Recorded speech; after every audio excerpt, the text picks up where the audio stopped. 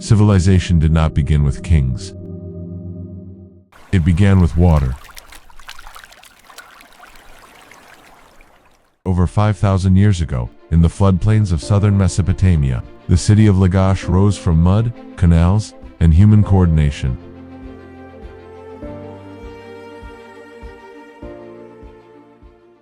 It had no stone walls, no mountains, no natural protection. Everything that kept it alive had to be built, maintained, and controlled. And for a time, it worked. Lagash became one of the world's first true powers. Driven by irrigation, ruled through temples, hardened by war, and sustained by a system so fragile that if the water stopped flowing, everything collapsed with it. This is the story of how one of humanity's earliest civilizations rose, and why it fell. To understand Lagash, you first have to ask why anyone chose to build a civilization here at all. Around 3000 BCE, what mattered was not how this land looked, but where it lay within the flood-fed plains between the Tigris and Euphrates, where seasonal floods spread fertile silt across flat ground. There was no stone, no elevation, no natural defense. Everything had to be made to work. Archaeological traces of canal beds, sediment layers, and irrigation lines show that early communities were already reshaping the landscape by cutting channels to carry water beyond a single flood. That changed everything. For the first time, the river could be controlled and repeated. And that is why people stayed. Because here, labor could become surplus, but only through constant maintenance. Archaeological surveys across the Lagash region reveal expanding irrigation networks linking settlements together, creating growing dependence on shared water systems. Lagash begins there, not as a city, but as a settlement where control of water meant control of survival. The rise of temple power. And at the center of it all, power begins not with kings, but with the temple.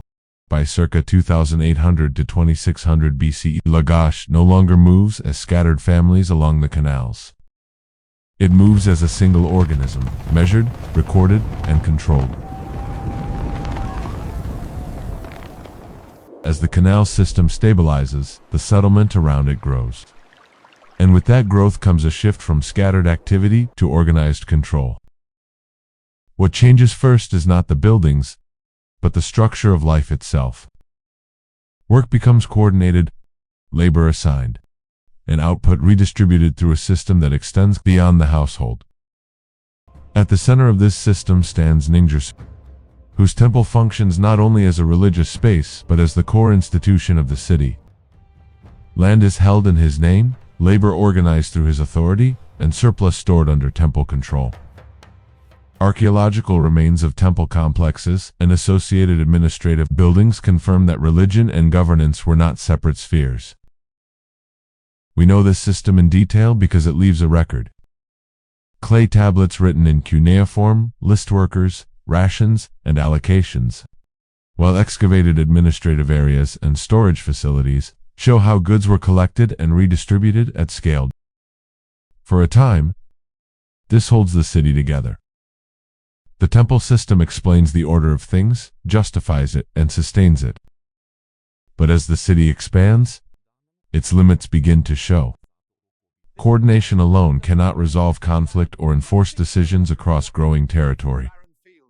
And so, gradually, authority begins to concentrate beyond the temple, not replacing it, but extending it, marking the early emergence of rulers who can act where the system alone no longer suffices.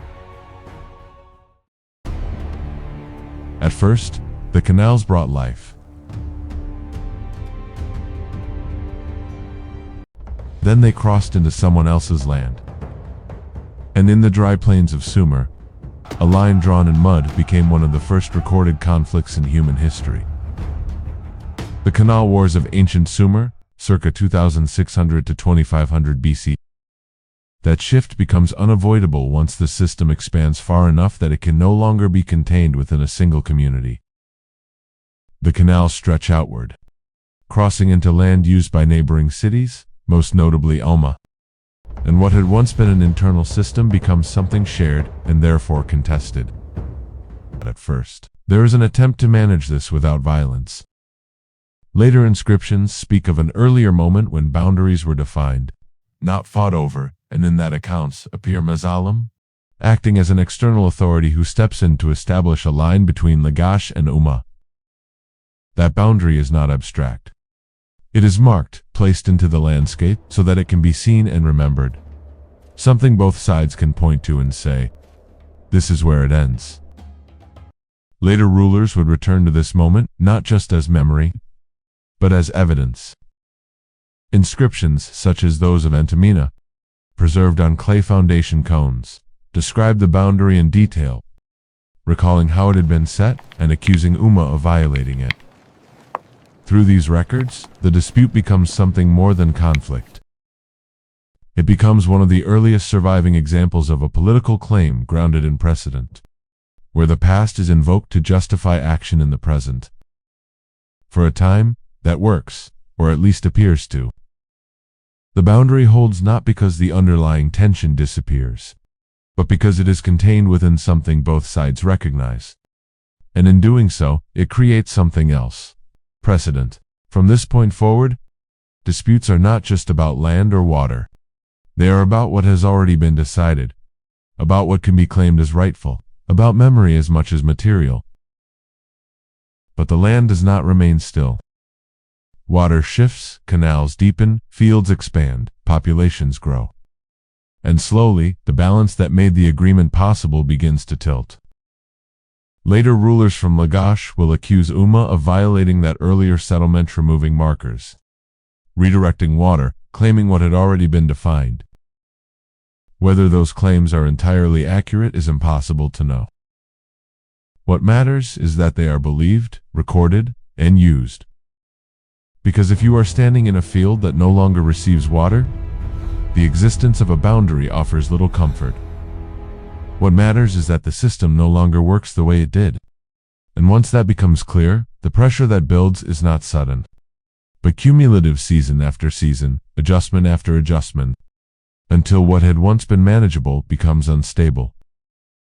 What was shared becomes contested, and what is contested must eventually be defended. War and Kingship. The transformation under Enatam, circa 2450 BCE. Dust built the first cities. But once the canals crossed into someone else's land, civilization faced a new problem. How do you hold power when everyone wants the same water? In Lagash, the answer became war. And under a ruler named Enatam, conflict stopped being temporary and became part of the system itself. By the time Enaton rises, the possibility of resolving the conflict through mediation has largely faded, and what remains is enforcement, direct, organized, deliberate. We see this not only in the fact of war, but in how it is presented. The stele of the vultures does not merely show battle, it explains it. Soldiers advance in formation, their ruler leading them. The aftermath laid bare. But alongside that imagery is a narrative that frames the conflict as justified, as necessary, as aligned with divine will. It is not simply a record of what happened, but an argument for why it had to happen. And that matters, because it changes what rulership looks like. An Adam does not simply win a battle. He establishes a model in which power is asserted through force and then validated through meaning, through the claim that what has been done restores order rather than disrupts it. For a time, this works. The contested territory returns under Lagash's control. The boundary is reasserted and the system appears to stabilize. Yet this stabilization does not hold on its own. In the generations that follow, rulers such as Entemena once again record conflict with Umma, describing renewed violations and the need to restore the boundary. His inscriptions suggest not a single war concluded, but a pattern repeated, control asserted, challenged, and reasserted, turning what had once been a dispute into something cyclical, embedded in the structure of the region itself. But the underlying reality does not change. The same pressures remain, and so the solution cannot be permanent. What Anatam leaves behind is not peace, but obligation. The rulers who follow inherit not resolution, but responsibility, the need to maintain what has been secured, to defend it again and again. Over the roughly century that follows, from c. 2450 to 2350 BCE, this pattern becomes embedded. The system does not transform, but it intensifies. Control deepens, administration expands, and the city becomes more dependent on the very structures that keep it functioning. War does not end. It becomes part of how the city exists. Reform before collapse. For generations, Lagash fought enemies beyond its borders. But by 2350 BCE, the danger was no longer only outside the city. Corruption spread inward, the system began to crack, and while Urukagina tried to reform it, Amma returned one final time to destroy Lagash completely. By the time Urukagina comes to power, the strain that had once been primarily external begins to turn inward, revealing something that had been building beneath the surface for generations. He inherits a system that still functions, but no longer evenly. Authority has concentrated in ways that allow for abuse. Inequality has become visible, and the mechanisms that once stabilized the city now create pressure within it. His inscriptions do not speak of conquest or expansion. They speak of correction, of limiting exploitation, of restoring balance, of addressing a system that has drifted away from what it was meant to sustain. What stands out is not just the attempt itself, but the fact that it is recorded at all.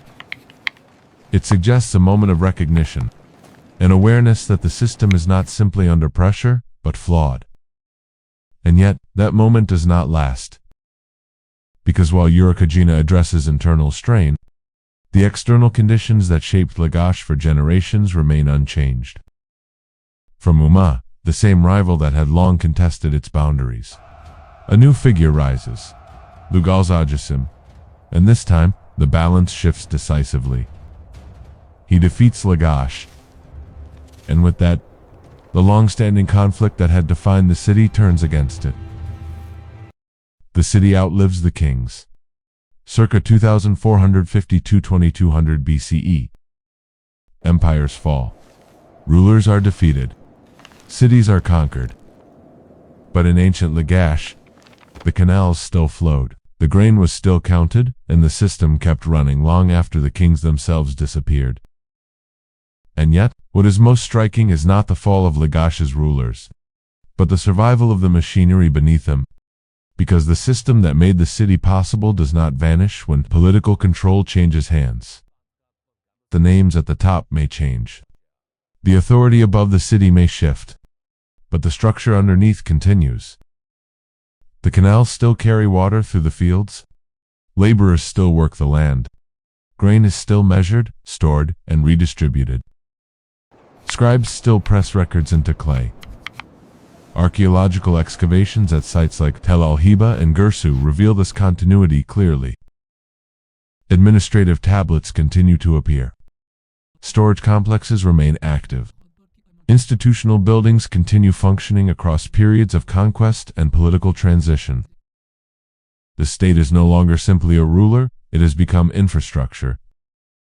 If you lived there, daily life may not immediately feel different. You would still receive rations, still answer to officials, still exist inside a system that organizes labor, agriculture, religion, and survival itself. In that sense, the city continues, even when it is no longer fully its own. From conquest to construction, the age of Gudea, circa 2144 to 2124 BCE. For generations, Lagash had survived through war, reform, and collapse. But under Gudea, something changes. The city stops presenting power through conquest, and begins presenting it through order, temples, trade, and the idea that stability itself was sacred. By the time Gudea appears, Lagash has already passed through conflict, reform, defeat, and adaptation. And what remains is not the city at its height, but a system that has endured long enough to reshape how it presents itself. What makes Gudea distinct is not simply what he does, but how clearly we can see him doing it. Unlike many earlier rulers, he leaves behind a substantial physical record. His statues, numerous and carefully crafted, survive, carved from imported diorite that had to be brought from distant regions. Evidence that Lagash is still connected. His inscriptions make those connections explicit. They refer to materials brought from distant regions, stone from Megan, timber from the Levant, and goods moving through places like Dilmun, suggesting that Lagash was not isolated, but part of a wider network of exchange stretching across the Near East. In this, the city appears not as a closed system, but as one linked outward through trade as much as inward through administration. His inscriptions provide something more detailed than earlier accounts. They describe temple construction step by step, materials sourced from afar, labor organized, rituals performed, offering a view into a system that, despite everything, continues to operate with precision and coordination. Gudea presents himself not as a conqueror, but as a builder, acting under the guidance of Ningirsu, and in doing so, he reframes authority itself. Where earlier rulers justified power through victory or reform, he presents it as alignment with divine order, with continuity, with a sense of stability that feels less imposed and more inherent. That alignment extends beyond Lagash itself. By situating his rule within a broader sacred order connected to centers like Nippur, Gudea places the city within a shared religious landscape where legitimacy is not only local, but recognized across the wider world of Sumer. Nothing fundamental is changed, but everything is made to feel as though it belongs. The end of the city-states, post-2334 BCE. For centuries, the cities of Sumer fought each other for survival. Then Sargon of Akkad changed the rules entirely. The age of rival city-states was ending, and the age of empire had begun.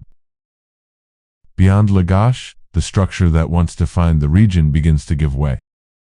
Not all at once, but through a sequence that makes the shift unmistakable. After conquering Lagash, Lugal Zagassi rises to prominence, extending his control beyond a single city, briefly achieving what had previously seemed out of reach within the fragmented system of city-states. But that moment does not last. He is defeated by Sargon of Akkad, and in that defeat, the pattern becomes clear in a way it had not before. Lagash falls to Amma, Amma falls to Akkad, and what had once been a network of competing cities is replaced by something fundamentally different. What emerges under Sargon of Akkad is not simply another dominant city, but one of the earliest known empires, an authority that extends beyond individual urban centers and binds them into a single political structure. In that shift, the system of independent city-states that defined Lagash's history does not just weaken, it disappears. Not a balance of power, not a cycle of rivalry, but empire. Lagash, the city that vanished into the sand. For thousands of years, Lagash was gone, erased beneath the deserts of Iraq. But buried under the dust, archaeologists uncovered thousands of clay tablets, statues, and records, revealing not just a lost city, but one of humanity's first organized systems of power. Lagash does not end with the final collapse so much as a slow fading. As power shifts to larger states under figures like Sargon of Akkad and his successors, the city loses its central role. Over time, the irrigation system that sustained it begins to degrade. Canals silt up, fields decline, and the population thins. What remains is not a living city, but a landscape of low mounds, the buried outlines of walls and canals slowly erased by time. For millennia, Lagash exists only as a name preserved in scattered ancient texts. Its physical location is not firmly identified until the late 19th century, when French archaeologists began excavating in southern Iraq. Between 1877 and 1900, Ernest de Sarzec leads excavations at the site now known as Tella, which is later identified as ancient Gersu, a major religious and administrative center within the Lagash state. His work uncovers something unexpected, not monumental ruins alone, but a vast archive of objects that make the city suddenly visible again.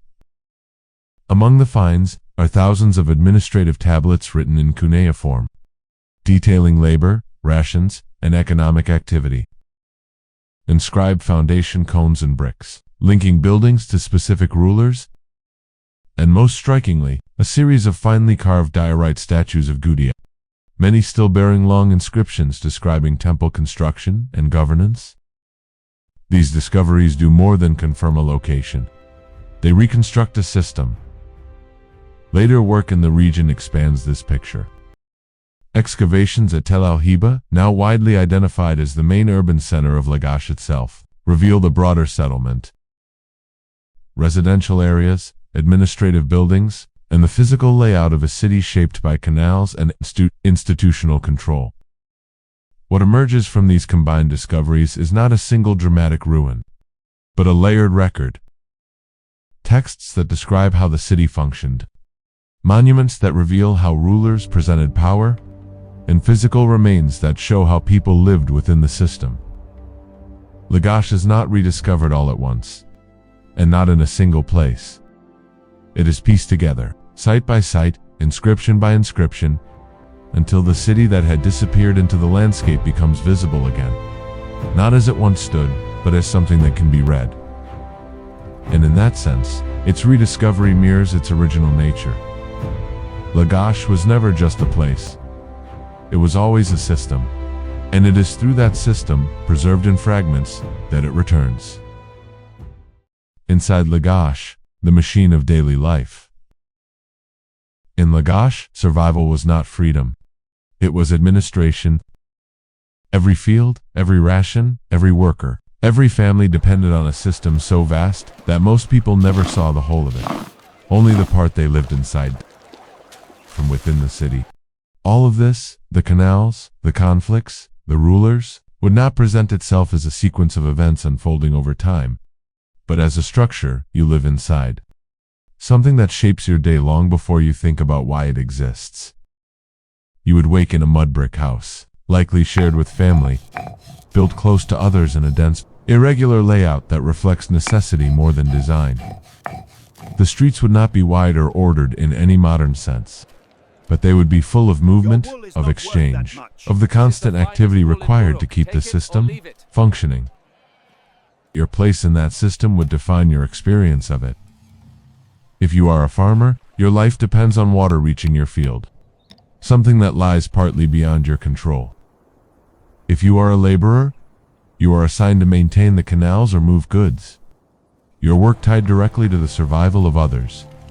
If you are a craftsman, you produce what the system requires: textiles, tools, goods that circulate through the same network that feeds you.